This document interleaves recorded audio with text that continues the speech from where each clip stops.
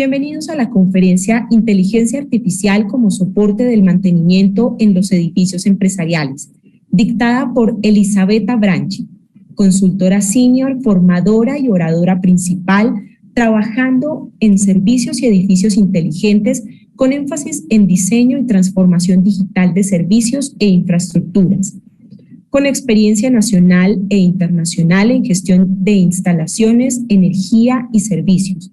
Actualmente es Founder and Senior Consult en Jump Facility en Italia. Buenos días a todos. Es un verdadero honor ser parte de este gran evento, el Congreso Internacional de Mantenimiento y Gestión de Activos organizado por ASIAM. Un gran panel de ponentes en temas relacionados con la gestión de activos, mantenimiento y confiabilidad. Me gustaría agradecer a ASIAM, Mauricio Medina y Juan Carlos Orrego Barrera por invitarme. Y te hablo desde Italia, mi país, pero mi discurso, sin embargo, estará en inglés y gracias, Eric, mi traductor simultáneo. Por lo tanto, empecemos. Okay.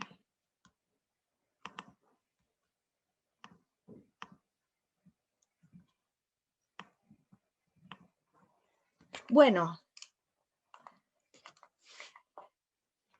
just a few words about me. I'm an engineer, and after a national and international experience in facility management, service management, and in project management area, I decided to found a Jump facility that is aimed to be a strategic partner for companies and managers in order to maximize performances and to rise them up, I could say, and jump into the digital transformation for services and infrastructure in an easier and more sustainable way. So I'm a trainer, a keynote speaker, and a senior consultant, and hope you will enjoy the next half an hour together. And at the end of this speech, I would like to receive your questions and to speak together about what we are gonna say together. So, how could artificial intelligence support maintenance in business buildings? That's the question they asked me to speak about. But first of all, I would like to make one step behind because we need to ask ourselves, so what will tomorrow's building be like? And what will tomorrow's indoor living be like? And how will artificial intelligence make it possible? And just to do it in a more enjoying way, I would like to take you on a journey in Norway, in north of Europe, where we can see one of the most well-known buildings in the world. It's Lis Garden, and it's well-known both because of the cognitive computing and the approach, and also for one of the lower footprint in the world. And as you can see, everything is made and is designed for humans in order to maximize the well-being inside. So lots of environmental friendly material like glass and many plants. So when we arrive through our cell phone, the building recognizes us and we can find out in a very easy way, for example, in which floor we have to meet one colleague, or which is the best room in which we can meet. And then everything, as you can see, it's connected. So just with one touch, we can move from a screen to another. And later on, perhaps I would like to find out a place in which I can sit, and the system knows what do I prefer, like temperature, lighting, and so I feel so comfortable during my job. And perhaps I would like to take a coffee with a friend so I can send a message and find the person in the right place at the right moment, just seeing everything around me working in a very smooth way. And when the day ends, everything is shut down because the system is shutting down everything. So think about energy management and all the data that are collected both from the field, but also about our habits. They go to a central artificial intelligence. In this case, it's MindSphere by Siemens, but we have several others like of other majors, okay? And during the night, everything is processed and then we will restart. And what we do know is that living in that building on the first day and on the last day of a year, yes, it will be different because cognitive computing and this approach with AI gives one more chance to facility managers, maintenance managers, general service managers to find out the best solutions in order to assure well-being inside the building. And how is it possible? How did we move from a cave to a cognitive building? And well, as I usually say, the caveman and a housewife of the 1950, they perhaps in a certain sense, they live in the same way because they just live in a place and they can make it more pretty, more comfortable, for example, through drawings, pictures, and they use tools, but it's only a matter of live inside the place. And then when we jump into the smart home through using the home automation, we had a lifestyle that is different from live in a place. So lifestyle, for example, for lighting and entertainment. And then we jumped into another level, the connected home, home automation plus internet. It means that lifestyles can cover also security, energy, so many fields. But if we stop at automation, we miss something because it's only through an ambient intelligence with home automation and internet that we can learn and predict what is better for people living in. So we are moving from a dumb place to a cognitive one. And a cognitive one is not ignoring the users, but is profiling the users. And it means that it is a connected place. It can interconnect objects and people. And so the kind of interaction inside the place is so different from an automated place. And it happens using more or less two main categories of artificial intelligence. The first one is machine learning. So it's about computer systems that are able to learn and adapt without following explicit instructions by using algorithms and statistical models to analyze and draw inferences from patterns in data. So when we speak about machine learning, we are speaking most of all about data. For example, if we need a very vertical, a very specific area, and we want in this specific area to be very strong in forecasting, so machine learning is the best. For example, if we want to be masters of understanding how to decrease leakages in a kind of system or to increase energy or decrease energy consumption in a data center, for example.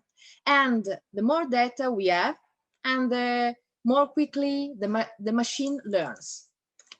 But when we speak about the cognitive computing, obviously it's a matter of data, but we are speaking about a system.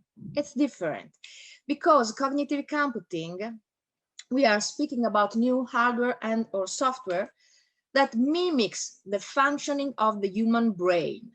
So it gives us a more accurate model of how the human brain responds to stimulations, to stimulus. So what it means? It means that in complexity, cognitive computing exit from the 1-0 way of computing and enters inside the percentage computing, like we do continuously.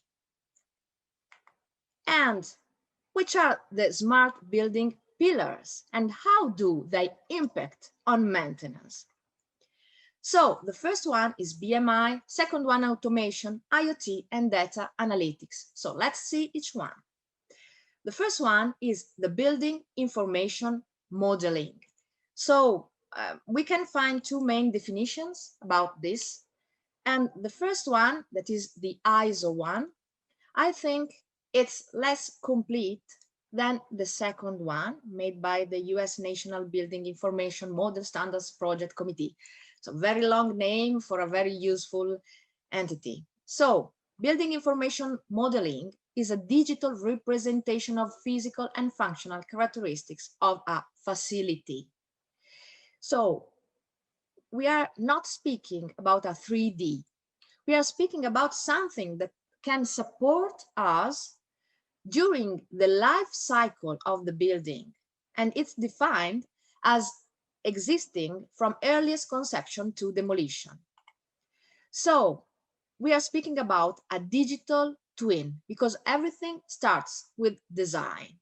In that moment, we are no more speaking about a drawing of something, like when we speak about the as-built at the end of a construction site. But everything starts with design, because if we create a digital twin, we have all the design, we have all the data, we have everything concerning that object according to all the variables that we decide that are strategic for the project. And so it's a kind of 3D database. It's a dematerialization of something, of a physical item. And for example, if I have to manage the maintenance of 100 buildings all around the world, or all around Italy, for example, but let's do it, let's make it all around the world.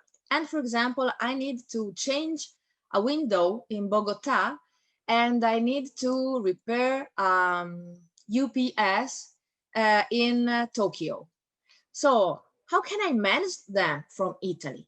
And if I have digital twin of the buildings and of the systems, and if people in Bogota and in Tokyo, if they continuously adapt them to the real situation, so changing the variables and changing the numbers and blah, blah, blah, and so on, from Italy, I could call a plumber or an electrician on the other side of the world, or a technician in general, because I do know which kind of window I need to change in Bogota and which kind of UPS I need to substitute in Tokyo. That's how gorgeous it could be. And we are speaking about life cycle. And so during life cycle, we need to put automation inside our buildings. Why? Because we need to spend less effort.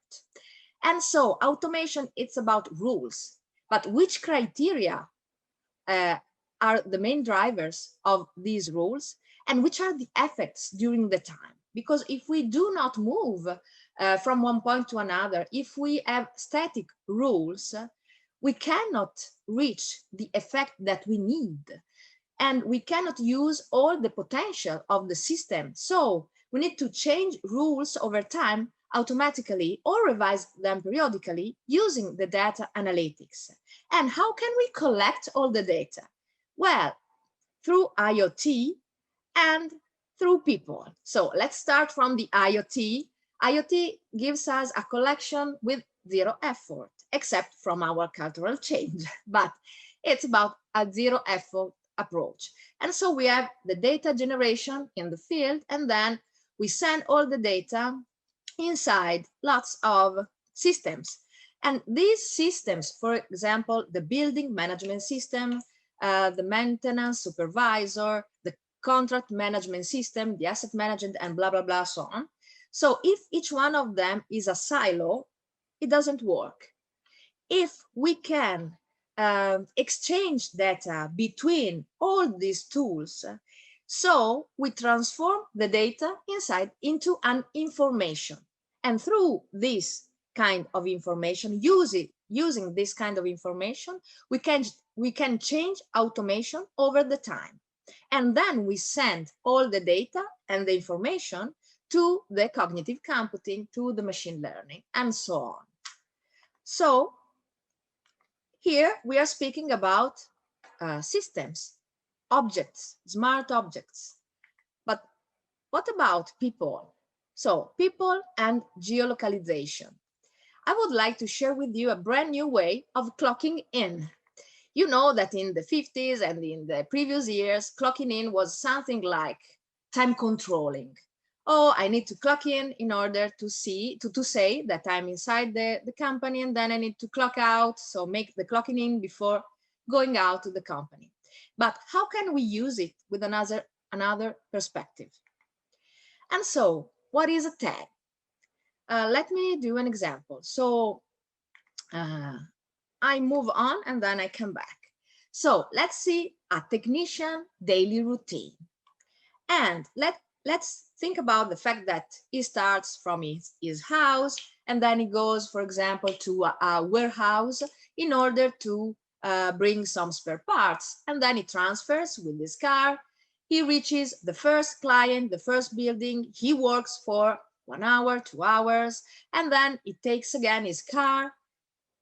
There is lunchtime, and then the car again, a client, and so on during all the day. So all day long, that's a kind of routine. But what happens if I use the NFC technology and I put one badge, one NFC badge that we call tag in this kind of system, and I put one of them in each one of my buildings. And so the buildings are geolocalized. And I have an app on my cell phone, and anytime I'm a technician in this story, and anytime I go to one of my clients, I use my cell phone with NFC technology. I put it on the tag, and then I can see on my cell phone all the list of the activities that I have to do this day. Preventive maintenance, on-call maintenance, all the tickets that are opened by my colleagues at the office, and anything that I need. I can see all the documents linked with that building. I can take pictures of the building, for example, if I have a leakage, an issue. And so if I need to find out a leakage, for example, I can make a video and I can share it with the other technicians, and so on. So a tag is an information system. In information system is a keyword or a term assigned to a piece of information. And so let's see again my routine, and let's think about something different. So before to enter the warehouse, I will tag in, and at the end I will tag out. Then I transfer with the car. I reach my first client, I tag in, I see anything I need to do, and then I choose what I'm doing. I'm sharing data, and then when I go out, I tag again. So each clocking station that you can see on the red dot, each clocking station is a moment in which we can send data to the system and share data from the system, time, activities, pictures, documents. And in this approach of maintenance, value is the main driver. Because the right question is, where and when technicians product value, how can we increase the value in each working day? How our electricians, plumbers can bring more value? Because when we are driving our cars, we are not producing value.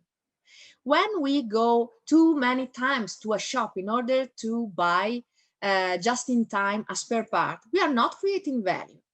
And so all this data is a brand new of clocking in way, because we can decrease complexity. We can redesign the technician habits through redesign the ownership. For example, if we see that one of our technicians spends too much time on his car driving and moving from a client to another, we can redesign his ownership area. And we can, in this way, minimize the travel time and allocate all the tickets and on-call maintenance on the right technician, on different clients. And we also can redesign the warehouse concept, because basic spare parts, for example, can be brought inside the cars of the technician, or they can be stored at client's plant. And so we decrease the complexity, because all the data that we reach with this kind of system have a deep variability, interdependence, and it generates uncertainty. So with a good data analytics approach, with the right one, we can decrease this complexity through a redesign of the technician habits. And how it works? Well, it works in a good manner only if we do some things. So the first one is about information architecture. Information architecture is the structural design of shared information environments. So, for example, let's take an example. I want to buy a brand new pair of sneakers. Okay, and I want that kind of sneakers. It's so easy for me to buy them online. But what about finding data when I need to, for example, understand how much it costs this maintenance? Is it so easy? Is it easy the same way? And for example, is it so easy for our colleagues, for example, to ask one data to a colleague and then to find out another one inside some paper documents, and others inside a virtual database? And so how do we manage the data?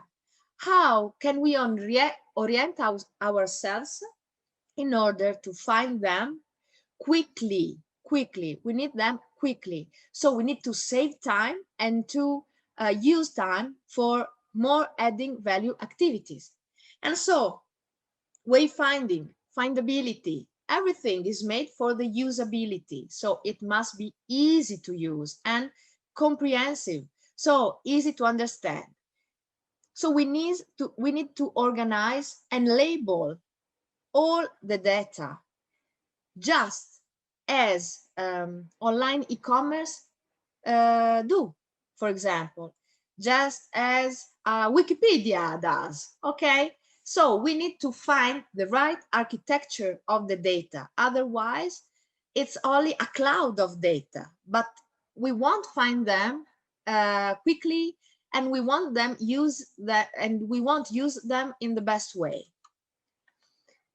The second very important step is about omnichanneling. So let's take the example that I made before. I want to buy a brand new pair of sneakers, and I can move from a website to another one in a very smooth way. It's so smooth because it's made for omnichanneling. I have a multi-channel approach that provides the user, that is me, for example, with an integrated customer experience. So it's frictionless. So we have no frictions. It's not so hard to move from a site to another. And we need interoperability.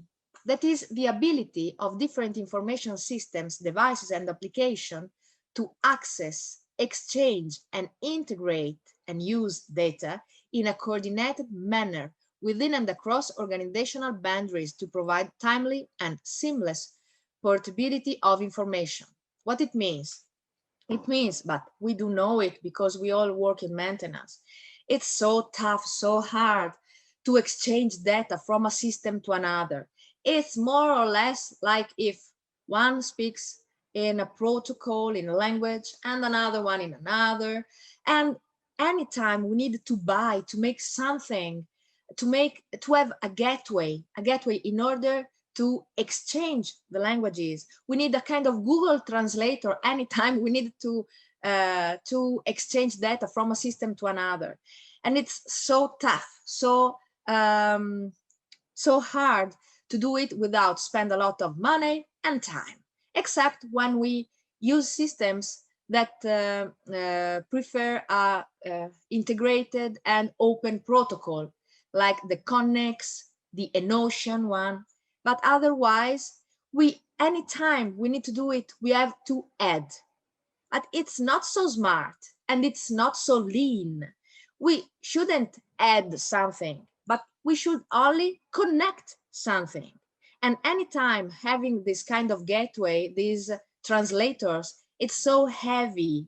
And so I think that in order to allow this approach, information architecture, so the structural design of shared information, omnichanneling, how is it smooth to move from a channel to another, and interoperability, how is it easy or not to share data between systems. So these are the three main keywords that are our enablers in order to put less effort in this digital transformation for maintenance.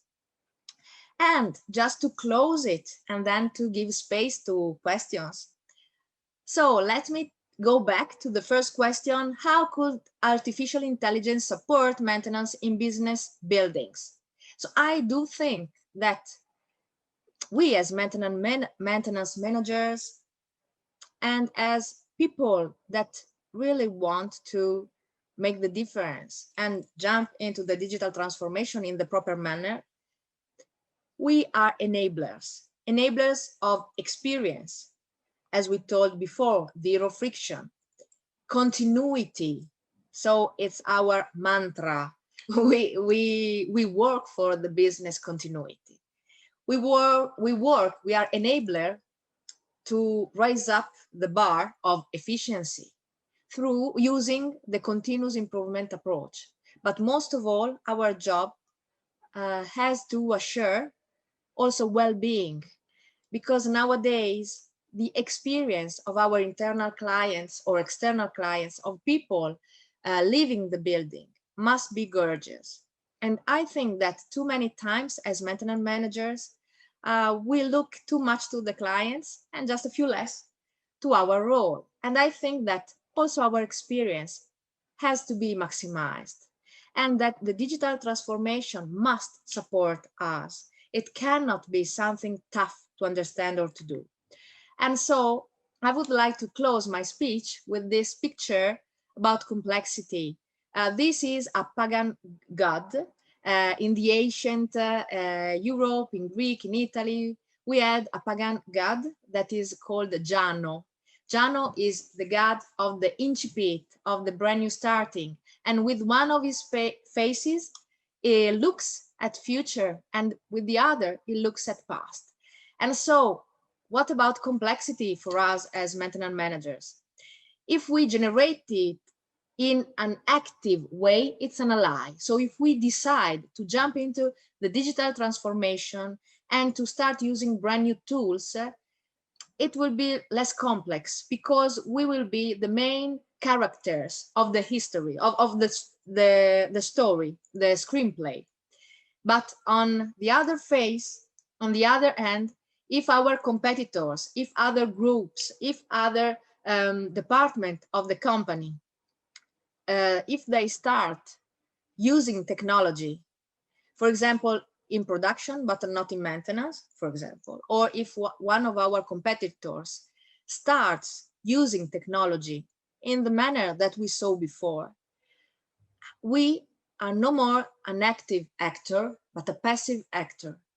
And from an ally, this technology can be an enemy, because we need to run the double faster in order to reach what others are already doing. So I think that it's so important in our companies to make all the departments run with the same velocity, with the same timing. And what I hope is that we can be anytime an active actor of this complexity and of this digital transformation. So thank you very much for being here with me. And if you would like, I'm here to listen to your questions, and it will be my pleasure to answer.